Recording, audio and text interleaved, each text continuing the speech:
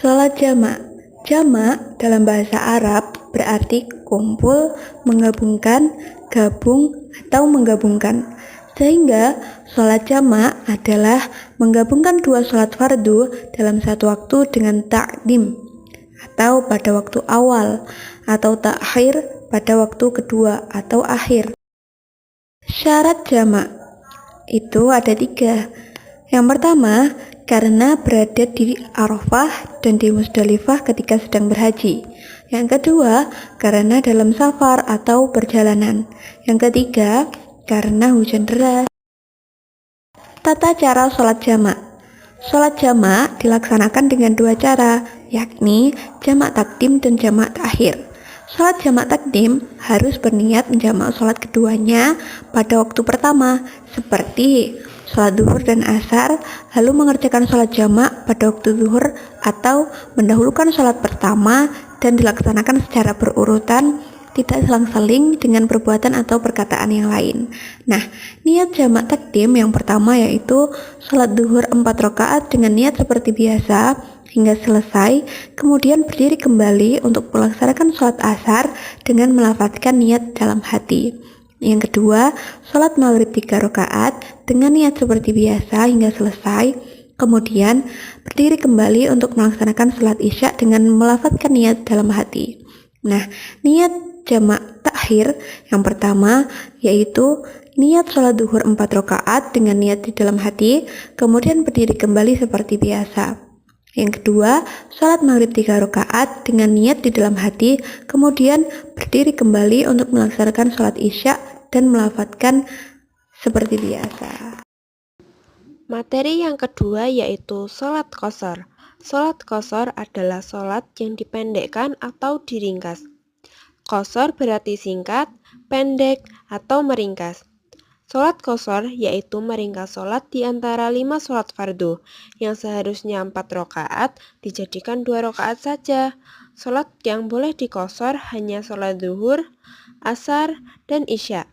Adapun sholat maghrib dan subuh tetap seperti biasa ya, yakni tetap 3 dan 2 rakaat.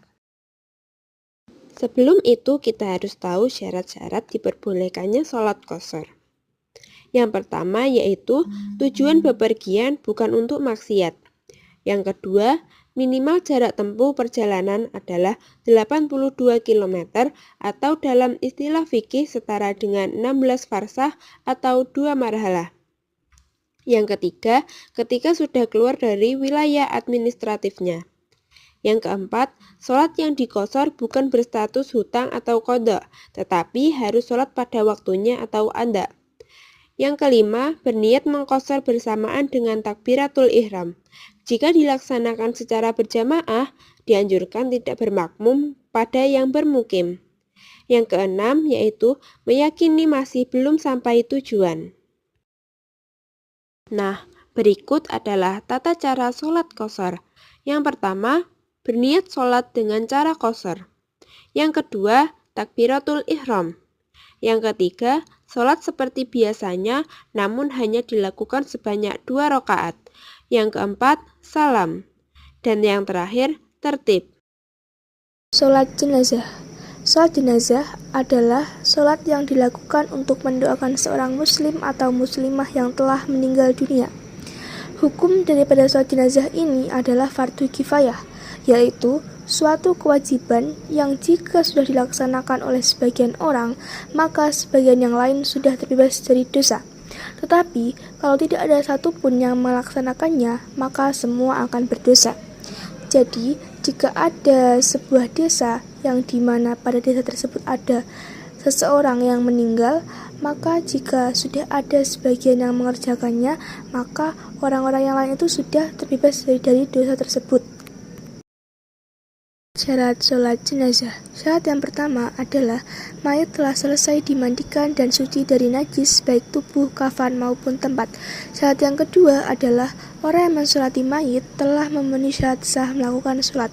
Syarat yang ketiga adalah jika sholat dilakukan di luar masjid, maka jarak antara mayit dan orang yang mensolati tidak melebihi 300 dhira atau dalam hitungan meter kurang lebih 150 meter. Syarat yang keempat adalah orang yang sholat berada di belakang jenazah Jika jenazahnya laki-laki, maka imam berdiri tepat di bagian kepala jenazah. Sedang jika jenazahnya perempuan, maka posisi imam tepat berada pada pinggang jenazah. Syarat yang kelima adalah tidak ada penghalang antara mayit dan orang yang mensolati. Sedangkan syarat yang terakhir adalah orang yang sholat berada di dekat mayit jika mayit yang disolati tidak gaib. Tata cara pelaksanaan sholat jenazah. Yang pertama adalah takbiratul ihram bersamaan dengan niat. Niat antara mayit laki-laki dan mayit perempuan itu berbeda. Niat untuk mayit laki-laki adalah sholli ala hadal mayyiti arba'a takbiratin fardhu kifayatin lillahi ta'ala. Sedangkan niat untuk mayit perempuan adalah sholli ala hadhil mayyitati arba'a takbiratin fardhu kifayatin lillahi ta'ala. Kemudian membaca surat Al-Fatihah, lalu takbir yang kedua, kemudian membaca sholawat pada Nabi Muhammad SAW.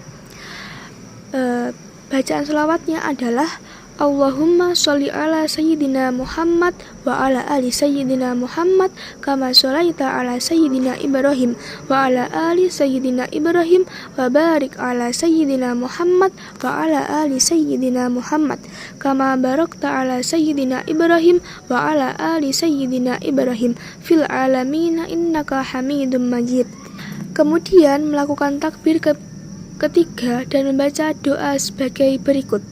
Allahumma gfirlahu warhamhu wa'afihi wa'fu anhu wakram nuzulahu wa wasi' wadkhalhu waghsilhu bil ma'i wathalji wal baroda wan naqihi minal khotoya kama yunaqqa thawbul abyad minad danasi wabdilhu daran khaira min darihi wa ahlan khaira min ahlihi wa zawja khaira min zawjihi wa a'idhu min adabil qabri wa fitnatihi wa min adabin nar. Kemudian melakukan takbir yang keempat dan sunnah membaca doa Allahumma la tahrimna ajrahu wa la taftinna ba'dahu waghfir lana walah. Kemudian langsung salam dan selesai.